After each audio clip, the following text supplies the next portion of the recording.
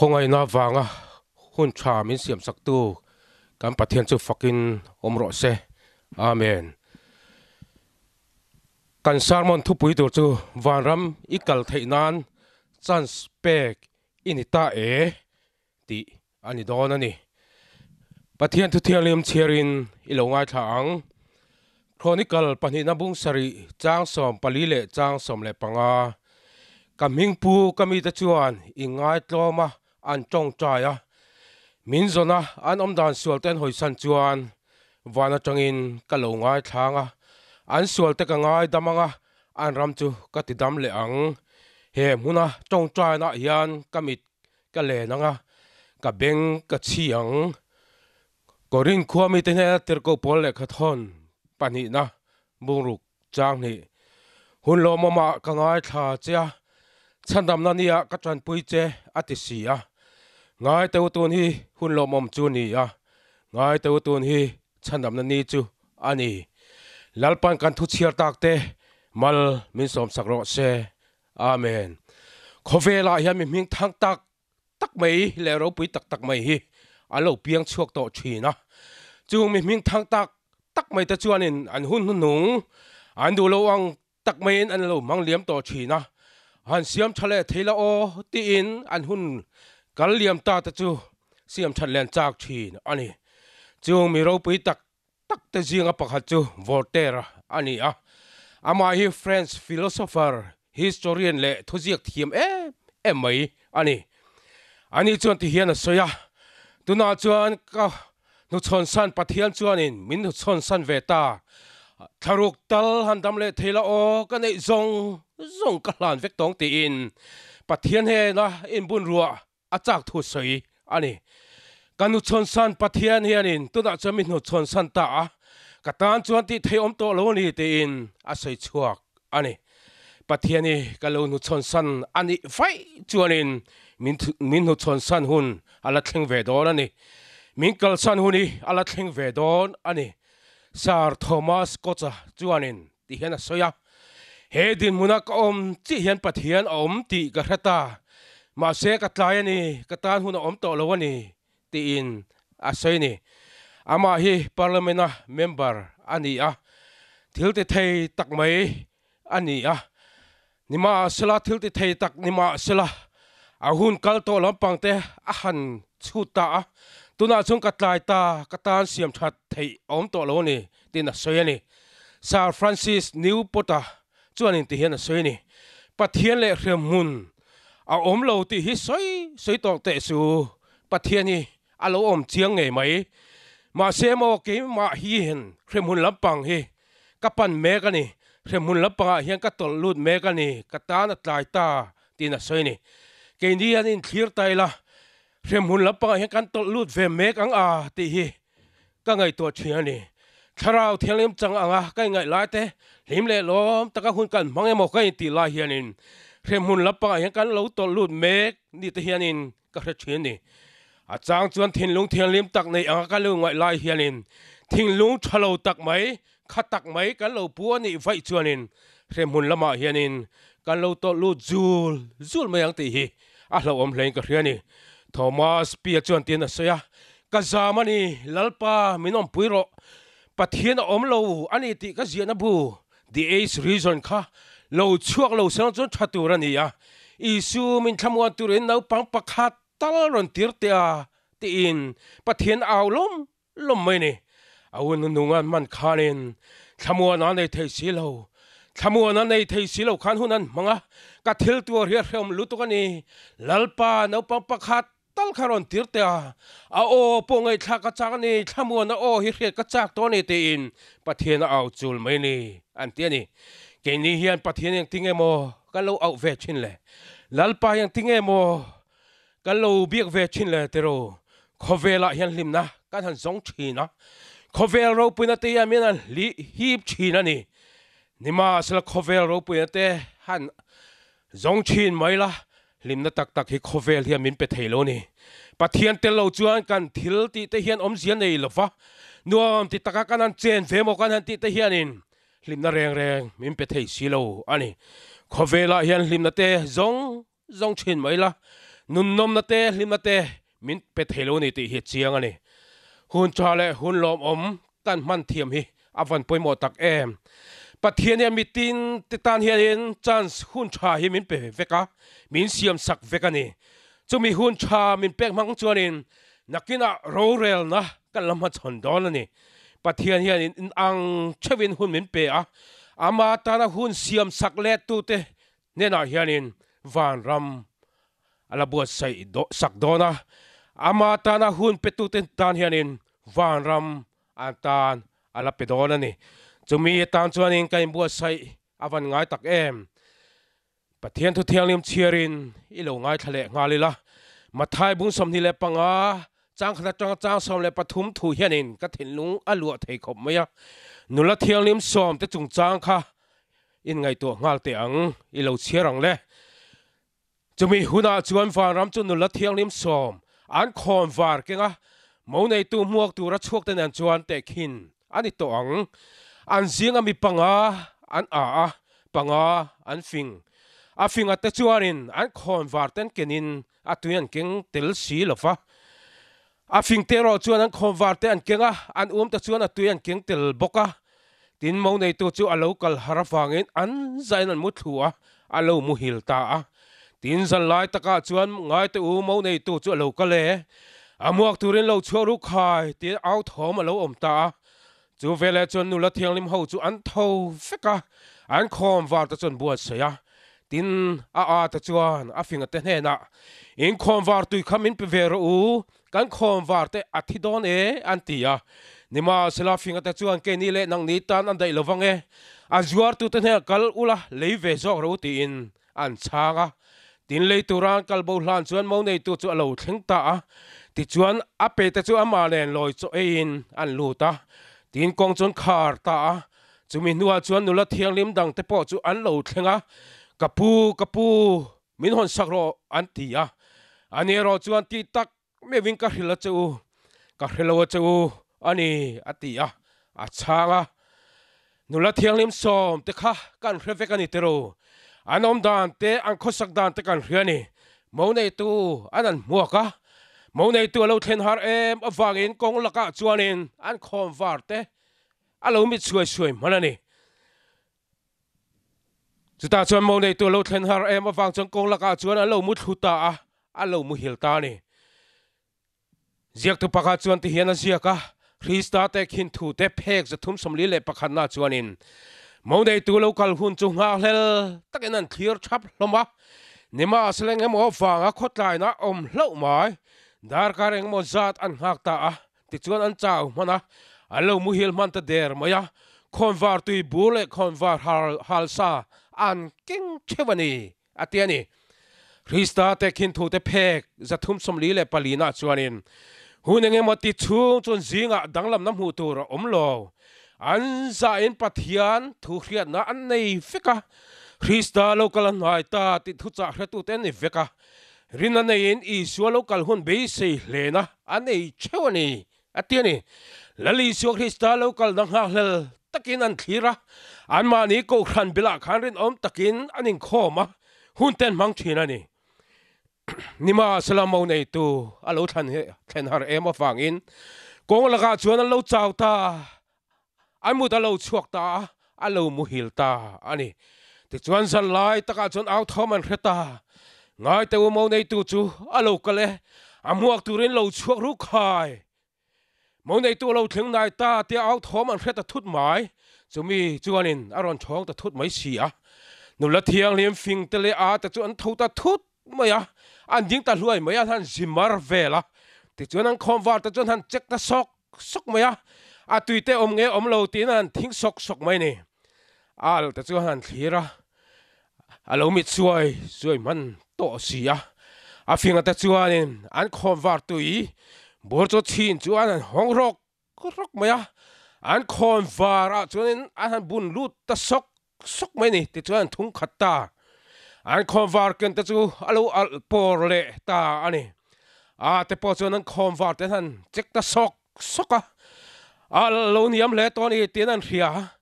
ที่มันเชลันนี้เตียนเรียจวนนี้คอมวาร์ตุยอันสงตะรวยไหม en tinge konvar tu kan mu tak ang le ti in ha ngai venta konvar tu reng an lo keng tel ve silo a boro ringot mai chu an thlir ta ringot mai ni ti chuan an thian nula thiang lim finga te hena chuanin thian tu min kha thiam mai tu a hei mo nei tu muak tu te kan ni chewani lom ni kan konvar tu a zota tunai kan konvar tu amit ta suai mai không ai ta cái con vào tôi ta cả mình lâu về tôi à mình buộc tiền mấy tôi à con vào tôi zuar tôi tên hena nak kina kan lenga kan rule mai don chung lia tin an dir tal ringot mai ni nu la thiang lem finga ta chuanin a chen tu mình kha thiam mai tôi à kan phalo wang pon ni lo a zuar tu tên hena kal mai tôi à tlan phát zok ta ula in lo nang man le mai the sin tin nula thiang lim fing ta chuanin an rilani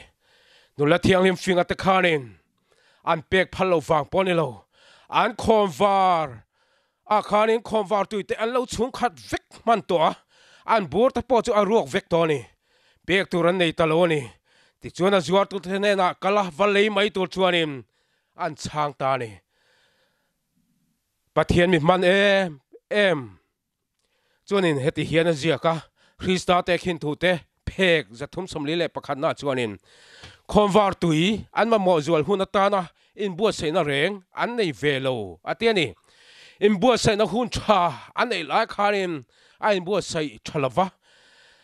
alo mu hil bor moya khomvar tui an ma mo te reng nen eng tika nge mo nei tu alo thlen don ti reng an rebok silo ni ti chuan mo nei tu chu lo thleng ta tia out home an khet kharin alo har chuak ta zok mai ni Krista te khin thu te phek zathum somli le panhina chuanin leituran thanghlanin lom pui tu mi pui te chu an kal zela an kaliam santani ati nula thiang lim fing te chuanin mo nei tu lo thlen chuanin lom tu te nen chuanin lim em chuanin konga chuanin kal hova mei cher ta chuan han chia rimoi tum tu te nen chuanin konga chuan han kal hota ti chuan inan an thleng ta in chunga chuan hruailu an ni ta ni kongka chu khar an ni ta ti chuanin lundal nula thianglim a te po chuanin a zuar tu te na khomvar tui an va lei zo nu chuanin a lo kir le soka mo nei tu omna in chuan lo thleng ta ni ma sela kongka khar ani tian ron muta si in chunga lu ve aron dilta kongka ron kik ta chia mai ni kapu kong min hon ro tin an auta ma sela kongka hon sak reng ani talo in chunga lu dil na saviau ma sela lu tir phal sakani talo ni ka hello chawti chana chun dong ta eng wange ka hello chawti chanan don tak mai hun cha le hun lu in bua sai na hun an nga te lul nen ni ma sela ai bua sai na tu ra hun cha khan bo pela in chua khan lu cha gen dil ma sela kongka kharnan ani tatlat mai se hon sakani ve talo ni a fing tero chu loi cho kil in chua chuan an om ta lim le lom takin hun chon mang ta ni voina yang ka nga lel tak mai chu lali so Krista howana roi cho loi cho kan kil ho hun tur he ni chu hun chu ka thlir fo thina chu hun chu ngak lel takin ka thlir thini una te voina hianin lali so Krista ne na van roi cho kil hun hi in ngak lel vem le in ngak lel ve chewin ka ringani thengkha chuani nga lel na chang po an thlova changel chanem ngai na chang po an thlova kharau thilim dil huna dil na chang po hlovin zom tho tak mai hunan lo mang ani keimani kan lo om ve mai ni chuanin lali so Krista hova ngak lel taka van roi cho kan kil hun hi kan thleng ve lawang te la oma kan hmu lawang te hi a lo om ve ni I hun cha kha eng tiang nge un au I man ve le pathian hian hun cha min pekin ang veksia chu van hun cha kan man thiam da na zer hianin Vanram kan kal lo tur te kharau thilim kan chan lo tur hi a hril do ni hun cha kharau thilim dil na hun ka pek cha kha eng tiang nge lo man le eng nge lo ti eng nge lo buai pui vak mai le eng wang e kharau thilim dil na huna hi lo dil lo le tia Mizo chuanin cha nak ngai na kan hello palang ti hi a hlo omani hun cha kan nei lai kan bo pelang ti hi awan hlo om tak em khom war tui kha ziak tu pakha chuan ti hian in a hril fiani Krista te khin thu te phek za thum som li le pani na chuanin khom war tui chu tharau thilim en tir tu ni ati ani le khom war tui nei lo ho kha tu tenge ni tang le tiru he zona hi kan chana ngai tlat mai ni khom war tui nei lo ho ta chu pathian ta na rong bol inti ve si pathian ta na thanem ngai inti ve em si mani ko khan thurin rebel ve em si te ni a lali so Krista lo ka le nang ha hlel taka lo thireng tu te ni in a ing ria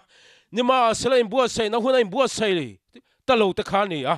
an ta khut lai ta kha ani ta ani Krista te khin thu te phek za thum som li le palina chuanim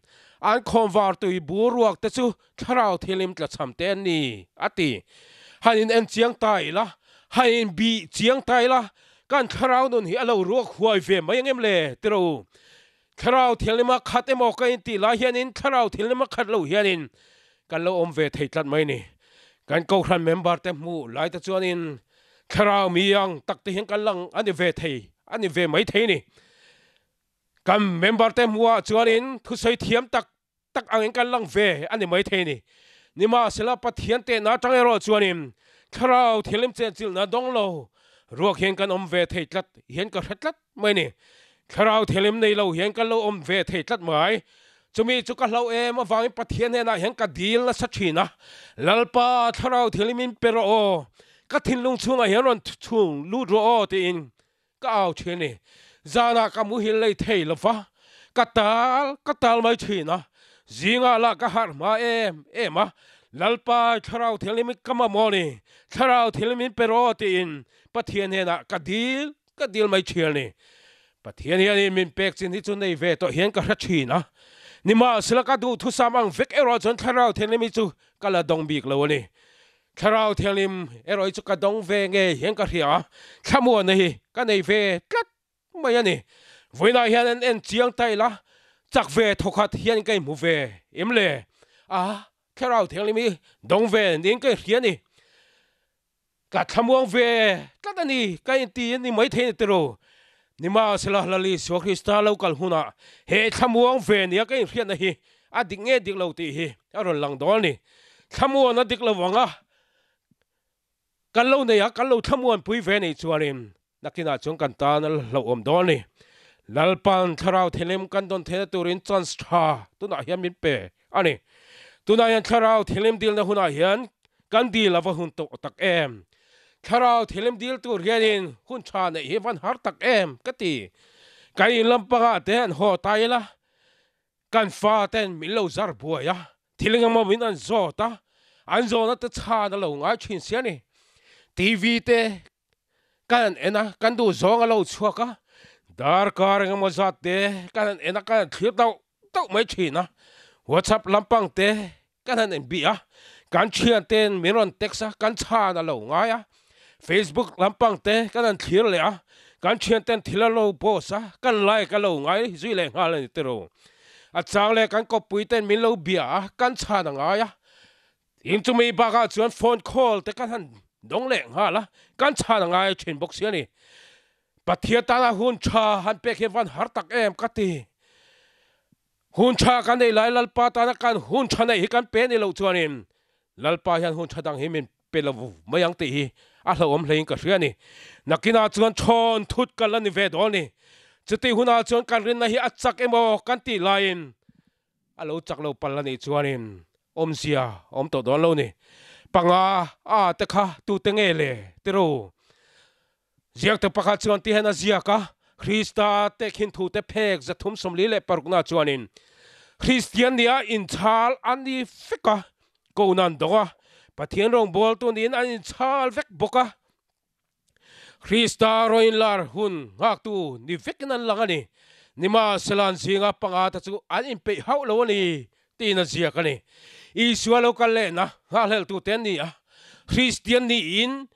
pathian rong bol tu chaber beranga ten in chal ve bok thini nima selan zinga mi panga te khachu in pe man hau lo ten ni tlat mai ni mi panga te zinga hian kan tel ve ang ti ka van hlau tak em hun cha kan nei kan bo pelanga kai pe man lawang ti hi lo mani pathian au na hun cha nei hi har sa em me ya kan in bul vela rin nuai noi te tama thom ri beng cheng hi tamani tero tharau thelim au na hun chai kan nei to lo kan ngai tu na la peng thei tur thil tam tak hi kan bul vela hian tamani fiel rial na hun cha te hanin siam don tang ela zon na satangai to ni tero nula thialim panga te khan ka hello chu ti tu an tong tlat mai ka hello chu ti tu hi in tong ve ngai toim le mi tuina mo tu fa moi ni tu chu moi ni ka va hello che ve mi na ti hianin a rom china ni ke po ka tong ve to ma na le kha ka zir line mission ti tur hian ka in bo sa ya mission han ti don hian mi hi kan tam thei ma ka in bor khom loi china mission ti na tual sola hian kan tam thei em chini ti chuan ka in tar put mai china mission ti tu pa do kana kharin vatin na thumin zo te chan khangai chini ti chuan chulai muna chuan mission ti na muna chuan ka va in tar ve ni ka va ne siamin mission ti tu pa do kan bul chu ka va thleng thei ta hlo mai ni ti chuan in zo na min zo ta khoya nge I poisa deposit na receipt tin min zo ta ni ke chuan in kapu poisa kala dong hau lo mai ka chung ten min ron thon me ka khongai takin emission hi min ti fil tir mai ro khongai takin min ti fil sak mai ro tin ka dial ani ani chuan in poisa nei lo te chu helai hian enge ron ti reng reng poisa nei lo heta om kan phal nei nem tu ngei ni ti po ka hello che Mizorama ho choro kalro tin min narani office atang chuanin mi tuin nam chuam chung chuanin ka chuk na mai ni atu ka chuan nga bok chuanin emission ti na chuanin ka fakal le ka fa inter le ni ti chuanin emission khoi tu pa do kan ma chuan ka va ding le ta khonge I poisa deposit na lekha tin min lo zor le ni ke chuanin kapu poisa ka chungte mi ron thon mek ani poisa ka mu vele ka ron submit fatang khongai takin emission hi min ti fil sak mai ro I khongai na ka ron nge na ni kan ti ni ani chuan poisa nei lo hela hian om thei lo Mizorama horo enge heta hian ron ti reng reng tu ngei ni ti po ka helo che tin min chang ani ga mi tu sur sung me ya ado kan ma tang chuanin ka chuk na mai ni o lalpai rong bol tu rian helai mun thleng hi ka chuk tha ni lalpai eng ma tilawa ho chho chuk ka du lo ni I khongai na ka ron nge ni lalpa I rong bol tu rian min bu sai ro mi khongai tu mo tal hi ron tir ta che tin lalpa han chung ka ngen ta ni ti chung ka tong tran chu pathian chu min chan sak ta khongai tu chu mi ron peta ti chuanin college kal chun jom thei tu chuanin kom ta ni ka hrengai lo wa che min an ti khatiang tong kam kan khre kharin khrom ka ti ema ka mi tu hi sur sung mai ni ke chuanin ka dai hriat to ani nula thiang lim som zinga pang te kha ka hrelo chu ti dong tu te kha ani eng wanga dong kher nge mo ni le tero ziak tu pakha chuan ti hena ziaka Krista te khin thu te phek za thum som li le pasarina chuanin khovel thilten an thin lung ati cholol zo to mangai na le lom na in ati har zo to lo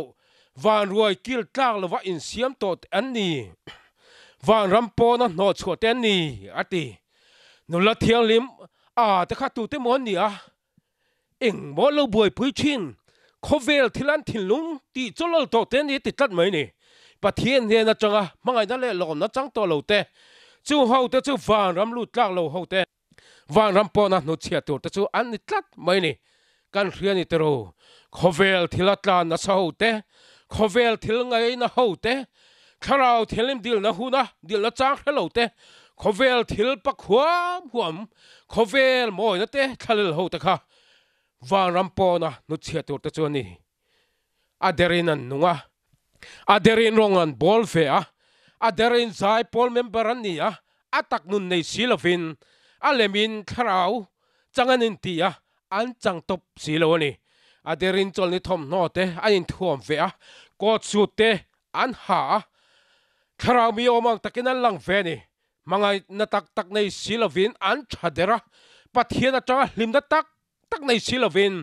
ko ran huai tu te ti lung oi lo an hlawa ni ma sela pathian an hlau chung silovani do soyan ngai na a thu taka changin an peng rang thin ni chumi wang chum Vanram pona om tu te ni tlat mai ni nula thianglim a te khan enge ti sulan nei eng thil nge mo ti sual le hun cha an nei a hun ol an nei a an hun ol kha an mang tha thiam lo ni changkai taken an mang lo ni a fing te ro chuan kho war tu an nei ani ti an ria an ngai a tha mo nei tu an hua lai khanin an ngai tha em a lo thleng harani ti an ria taksa cham khanin an mu hil bor mai ni a te po khana finga te tiang chi mai chuanin ngai thatang mai chuan lo mu hil ve bor mai a ma se chon thu ta han ni khanin an tal buai ta ni he tiang chi hiang kan om ve ma yang ti awan lo om tak em te ro kharau thelim dil na huna kharau thelim kan dil lawa kan lo muang changa kan lo om bai mai ni chuanin nakina chon thut kan ni huna kan tal buai palang te la om ani korin thon hin abung ruk chang hi na chuanin hun lom oma ka ngai tha cha chan dam na nia ka chan pui che ti sia ngai to tu hi hun lom om chu ni a ngai to tu hi chan dam ni na ni chu ni ati kan hun chan nei chu tun hun hi ani tun hun hi kan mang chalo ni chuanin hun chadang hi kan nei arin om to lo ani kan naw ka chang che hi nurse ani a hospital a thok thina kan chung ko zinga chuan sarkar na thok om chulani kan chuang ve em thina loan lak chang te hian a hlo lak poisan chiar te mu kan chaka kan unawin kan kil bial lai thina ni anung changa tha em mai anui sen mai thina nun sual poi nei ve lawang ti tur he ni nima sela lali so Krista mangai na ra thiam ve kan lo maya lali so Krista mangai na ria thiam ve chak em thina anun churil hi aruak tak mai thina ni mi te chuan he nu hi anung changa tha in mi poi po selo sin mole nula en ton tlak tak mai ani en ti thini nima sela nun churila ero chuanin lali so Krista mangai na nei lovin aruakin aro em thung sia ni anun churil ruak khaturin lali so Krista asom thina lalpa kanun churil hi ruak lu tukani kanun atoi halani kanun tui hal arena turin lalpa roin po ro tin out thini kokhana department at secretary te ni in aphagang to kin pathian rong bol tummi ani thina ho tu ten ti turam pek churin om taka thok ve bot thina ni nima sala nul hlimna anei thei tlat silo ni tharau la panga nu tui nun tui hal na ne chak ve em thina anun choril ro huam hom thin chu engtika tak reng mo tin lalpa au thina ni nima sala anun choril tui hal na are thei silo tui hal re namun tui nung chatu na chik so thin chu mu ve thei achak thina ni camping an bo sei ta hlo mai chu camping na chon lu ve tum ta lali so Krista mangai na ka char ve thei ma na ti in lali so Krista mangai na char ve be sei chuanin amut puan chu camping nga chuanin apulut ve ta ani speaker chon thon soi chan ta athu soi ta chu tha em ya ngai no mati em mai ni camper ho ta po chu ngai no man ti em maya anun churil afana ami tui ta chu aron nam chok chua chom lom mai ni ti chuan speaker chuan in lan na siam ta camper ho ta chu ron lan ta sup mai ni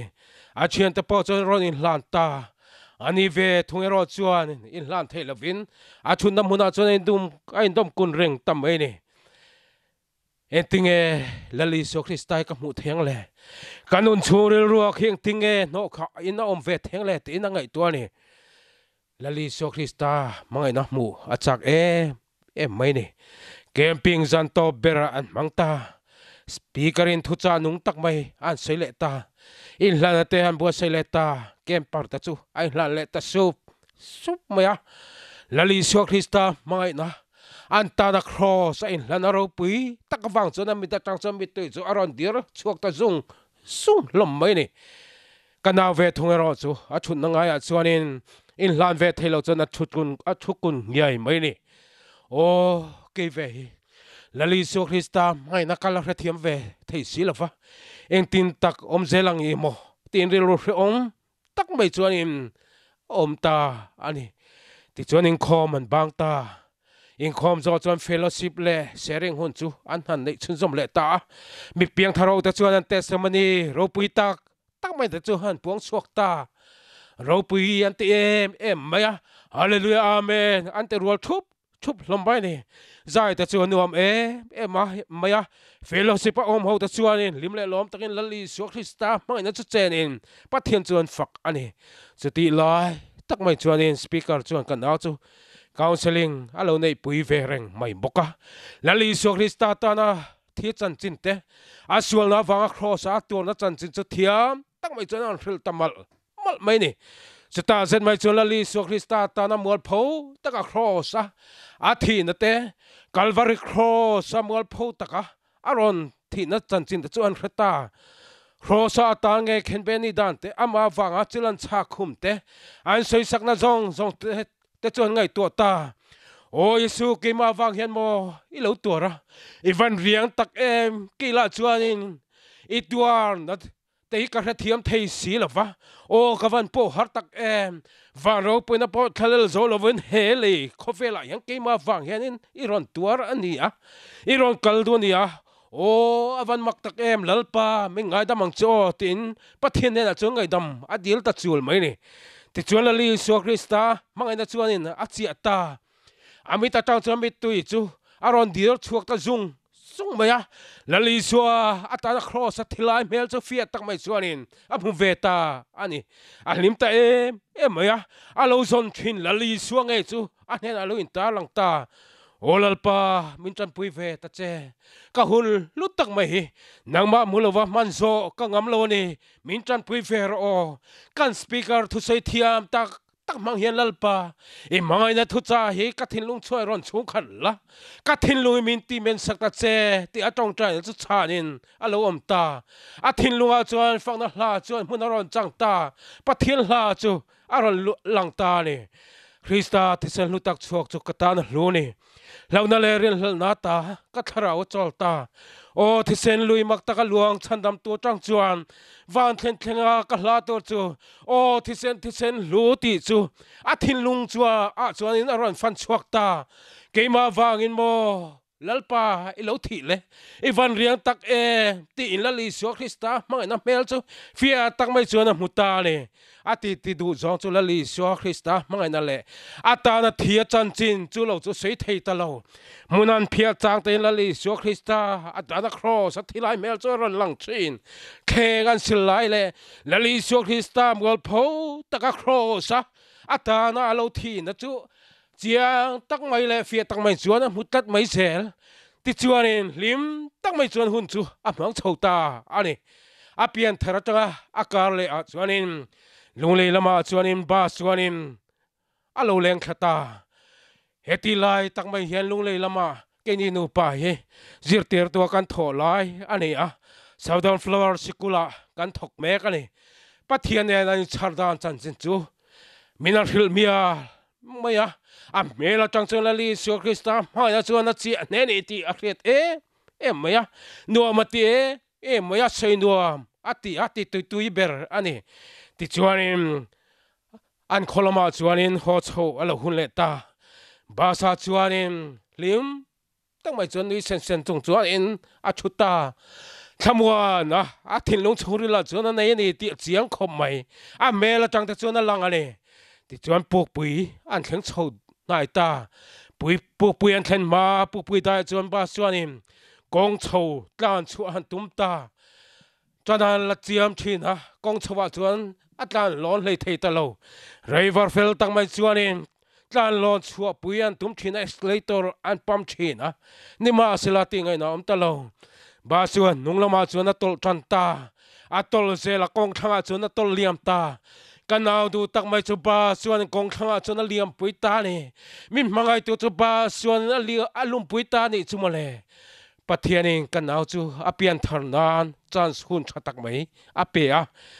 athin lung sak tak mai chu lali suan hena alo hlan ta lali suan hen a in ton nu kar khat nu a chuanin a boral ta ani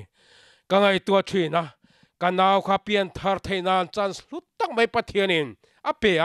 a chance lut tak mai chu lali suan hen in to nan a mangta ani campinga khan lo in hlan lo ta sela lo piang thar lo ta sela tuna hian lo boral to sia in ting e pian thar hun nei le tak le ting ka ngai to thil ni nima sela a hun lutak mai pathianin chance ape kha lalpa to nan a manga pian thar na hun mang ani a hun thatak mai chu lali so krista to nan a mang tat mai ni voinayan pathianin hun cha min pen itero pian thana hun cha min pe vek ani ama kan hu thenan hun cha min siam sak vek ani he hun cha min pe he kan bo pel palang te van lo om tak em voi kha chu ke po ka thilek lek to ka chung ten min vui liam man lek lek to ani ka bike ka khal lain mi pakhat kong koi aron lang thut maya ka in sut thut bai chu ka fahan la in ring man lo em poti man lo ni ka in sut thut mai chu tingai na wang le ni kanu pui ka phone na hey chianu kong koya ka bike in ka chasuala mi pakhat ne ka in sut thut maya ka bike po a chena sakhop mai ake na sakhop mai ting ka phone ani chumi thuan riat chu among ang khop mai a tha phang le mai ni a thol lop mai ete kan ti tagang motor karon mang chho mai don ni driver karon ngai tuanga karon tlan chho hal mai don ni ti in aron thol lop mai ni ke chona mang ang ani ti ka hriat chon cheni chu tiang angai lo ve hey ka theida tat angin ron tan ho katum to na lom lo lunga ma ta che lo thap phang ma ta che ti in ka hrilani baptisma chantir tura baika katlan khani a kong koya bike alo tlan thutna chongan bu sut ta bur mai ni barma lam ho te yanan sei china ading nge dik lo ka hrelowa an side lang na lapang hin ding lapang ani hen ti china ke ni indira pang ve thungero chu kan ve lapang hi kan nek thiani ti chuan sangau lapanga ka tlan tur khani a barma lapanga changa lo tlan kha ding lapanga man thil lampang kha ron nek ve changa ke lain ka ve lampang ka side lampanga khang ka tlan ve ni ti chuan ma ni tlan thiam na lampanga khang kan tlan ve kha kong ko chong kan in suta bur mai khani a ngoi lok te a ti ro sai te pen lokang in su chu a happy om lo e mai poti man lo ni kong ko ka in su bur mai chu kong thang lama chung kha thal tha chiang khop mai ka van nei khop mai luang ko zung sai pier tiat vel lakhi ka man ani chu en tinge ka von man ti reng po ka to lo luang ko zung sai pier tiat lakhi anin min chan chok ani chu makani tro tuna hian luang he tiang tia ta hianin han in von tan tum tai la har sa viu to mai theni ka taksa arit ema azung nen han vuan ila azung nen a phong mai to dol ni kong thanga khang ka wa dar mai sia ka lum lo kha thil mak takani ka bai kha kong ko wa khanin aron lum thave leka a chelo lop maya lo lum thalek lekani lo lum tha silang chuanin mindel chiang nge don sia ka thi ve ka thi chiang khop don ni pathiani narom bol turin minla doni hi katia sans minla pe ni hi chu wangin ke chuanin pathian du lowang zong om po hi achi to lo wa nun sual nei po hi katan chon thiang to lo ni katiani thina ko tlang handa me chuanin piang tharo inti vakpo ngai to lo lalpa inti tur nge min do ti a aw lom hi kan na ai ta deu ber mai ti chuan accident namunan omrang chu chi lawang a asar hu la hian mani om na mun lampa mani lampa pan hi chang a ti kha ka ngai to ta nakina na aron chhuwa ka nga katlan thei to om silawa tu na hianin na ka hiat vak ma hianin kanin lama katlan ho mai teng ti in ka ngai to ta ti chuanin ka bai ke them ta chu kan la kan char khoma vu kan tum thin vu khom har sa ang reng khom mai mi su tu pa ne na chuan ente chiana kong chak lampang hi azaw te lul nen en ro motor pakhat chu du to ke na lat tlan kwal vel thei mai thei sin ka lampanga hian lo tlan kher kan in suta ni a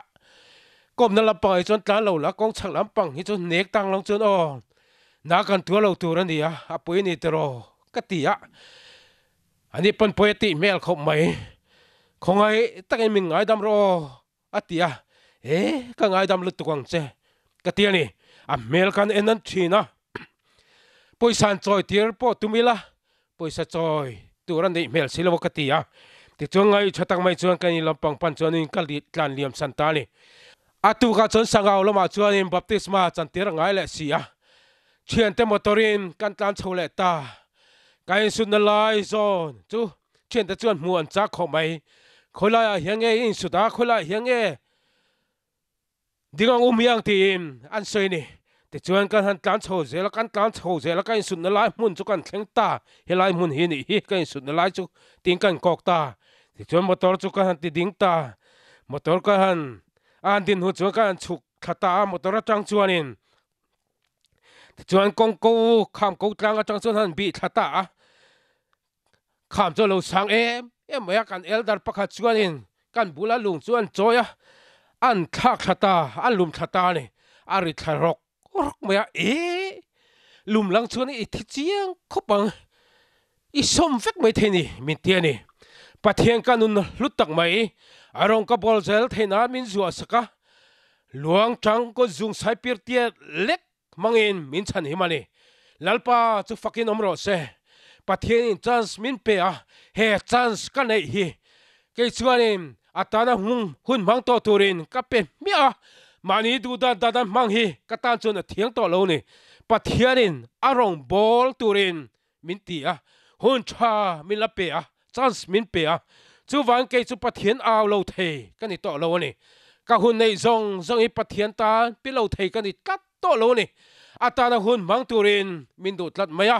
ke chu mel muturin lalpa he min bu sei ni lalpa chu fakin omro se pathian kai mu chu theinan chas min perfect ani nima sila kan thil lung hi alu lo em siani tiro pathian in chas min pe ni ti po hello hianin kan du dan hian kan lo om vela chas min pe hi kan bo pel pal chuanin nakina hun tha min siam sak to don lo ani mun pakhata kan sin na chuanin mi pakhat hianin zu hi em mai hi a oma zu he em mai hi oma ni zu hi du em maya a zu in na salu tok hi taksai na che pui tran to ni a taksai puwa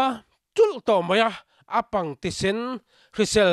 na wanga ti sen ni lo zu he wanga sen de sung to mai hi anei to ni ti chuan taksa na wangin dam do in pan pui angai ta dam do in pan pui ani nu chuan doctor ta chuanin zu hi in to reng su zu in hi isim ani lo chuanin itan thadon lo ani ikal po hianin a che pui chan to ni hi a hei zu hi tha lo tum to ro tin an hlani ti chuan dam do in atang chuanin a ron chuak ta dam do in atanga chuan hu chuanin zu ta chuan ngei so ve chan ta ataksa ta chuan ngei ta maya ti sen ta chu ro alo piang chho chan ta ti sen ta chu ro nei chho ta a mel thata mai ni ti chuan taksa chuan ngai lo o chho le chan ta chu tia a taksa ngai alo o chho chan le tak no chuan a chen ta chuan in ti ro chen pa ram noya kan huana zan khat chia mi ron re pui ro ti nan som ta ni ani chun na thok chi po kan ni lo ka taksa hi ala thal chiang kuang lo ala in fit tok lo ni danga in huan chu ka ron mu puyang che tun chuma chon lan ni hri lo fe ti na chang ani nima sala chen ta chun he tiang renga mani na chor chor chu thalawang in ti har pa in jang khat chia kan ram lama hian in ron riak lut ve mai ro I taksa pana that pha mai the sin tim an so mani ani chuan hnial ngai na hriat tak lo wang chuna zui ta niamole ti in an zui thata te chuan in tham chan zuk thleng thata zan alo ni chho chan ta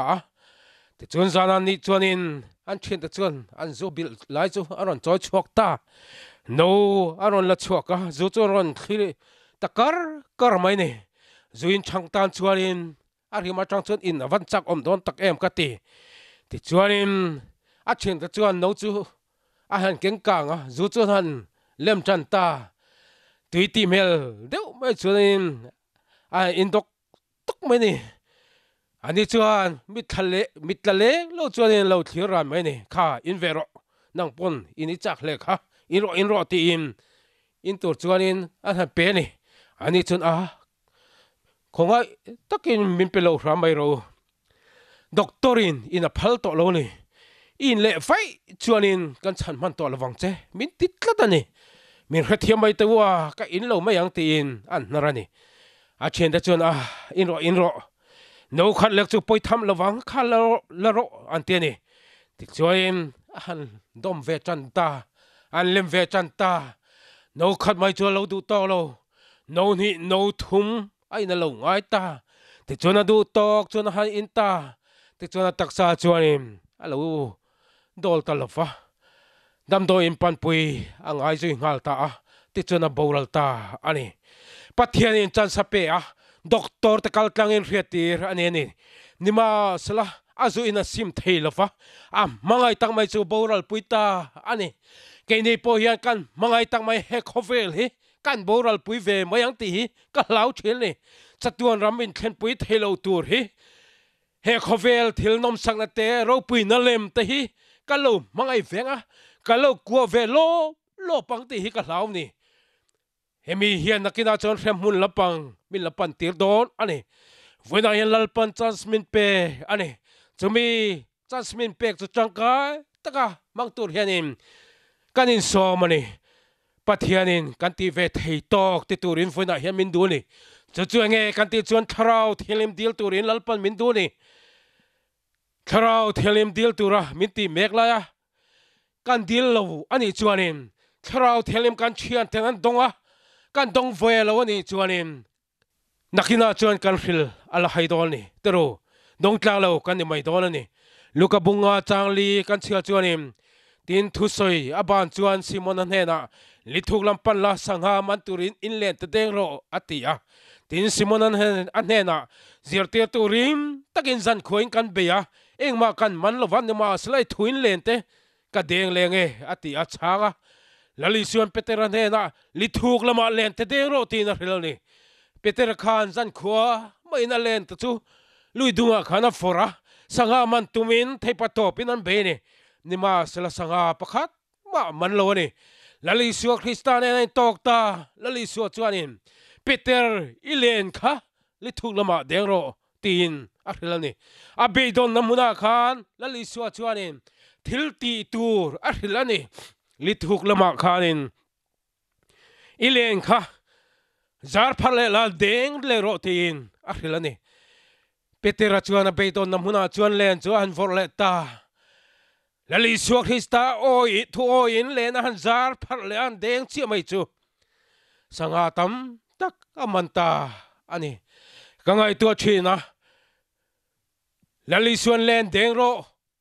ti a peter anena ati theina changkha nge niang le ti kangai tu ani lali suan thu hril na phaga khan peter kha alo om tlat mai kha lo ni a ko phaga au e thei na muna khanin peter kha lo om tlat mai ni a biak phaga lali suwa kristanen ain biak po phaga khanin peter kha lo om tlat mai ni chumi wang chom peter anena khanin len deng turin ani hril thei ta kha ani voina yan pathianin tharau thilim chan the turin helai huna hianin ada cha helai thungai thathei turin I om ani tharau thilim chan the turin lalpa chuan tuna hian ilen te khan forle ro le tin aril che ani imulo namuna tharau thilim ichan thelo namuna khanin tharau thilim ichan thela turin ilen kha zar pharlero minti kan chong choi namuna khanin tharau thilim dong thei turin chanla le la tharau thilim I dong donani tin lalpan thumin pe ni kan lo boy namuna te lalpa chun ilen te kha deng le la tharau thilim iru chau mai the ni tin min ril ta ni Peter khanin chualam pakhat ma siam lo ni tro lali so Kristan le thuk lamai len de roti khanin lalpa zan khwa inland ka denga engma kaman lo tin chualam asiam hau lo lali so Krista thuo inland anten khanin sanga tam takamana a chian te ko khom chul mai ni chian tu lo kol khom tu he sanga kaman tam lu to ka ni kale na hianin he khat thur mai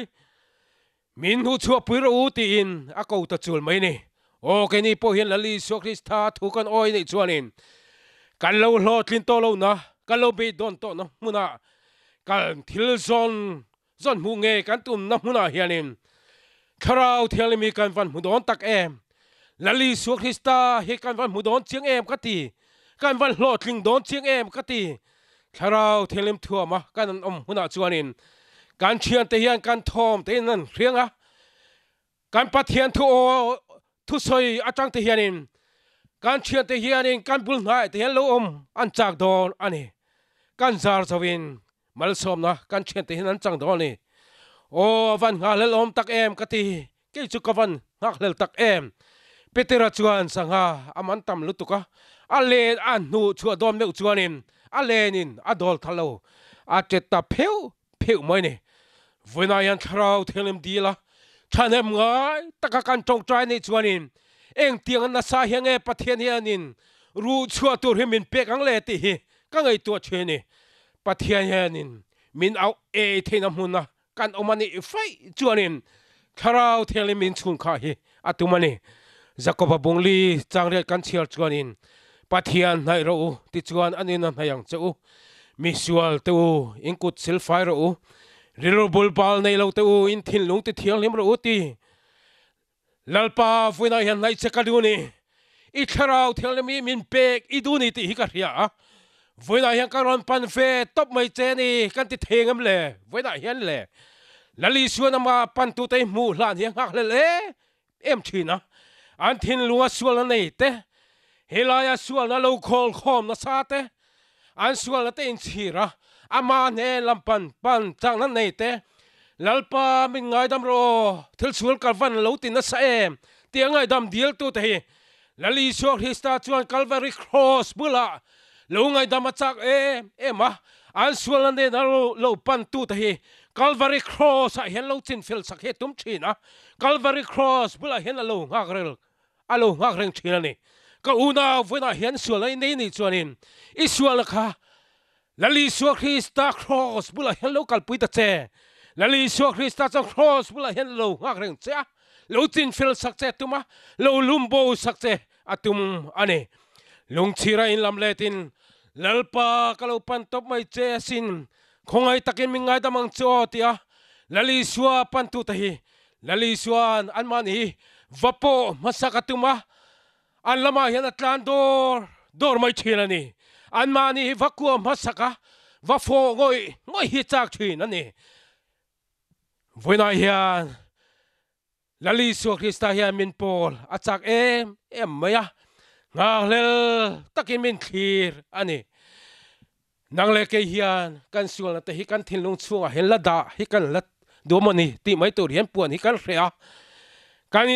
kan in puan hun hi lali so Krista hianin angai chang me kani voina hian kan thin lung hi hongin lalpa in chiring karon panta che o kan in chiang thina pai thak tur ka van nga bik tak em heti zo zai ka sual na ni sia ka sual na van tam tak em kharau thelim chan ka du ve sia ma se ka chang thei bok si lo ni lalpa bul chan da min sir ti ro o ke ma yan kharau thelim lo chung lu ta che nei ve ka du ni chong chai dan te thiam ka du thina ni ma se la chong chai dan po ka thiam lo bul chan dan po ka thiam lo lalpa in hena hian karoin hlan top ani tin lalpan hena hian kan hlan ve thing ngem le pathian chuan sualin chir ngoi te an sual ta sima ngai dam dil tu te hi tharau thilim pek aduni o Yesu ke minkal pel su ine na om kadu midang te poi ko la en ke mikal pel su Isu misual kania nang malo chuanin kathiang o mikal pel su ti in tong trai na hla kan cham thei to ngem le unau te pathian in mingko ta kan chang mai dolom ni oi lam kalo hoi tai lalpa engdang ma ka du lo khofela hian kalale chandam to kapum ta che kalvariamin tlanaro pui fangin tuna chan tharau thelimi kan hena lo sul tir vero o tin pathian hena kan dil mai dolom ni pathianin kan thusoi takte kan zavaitan malmin som sak theuro se amen.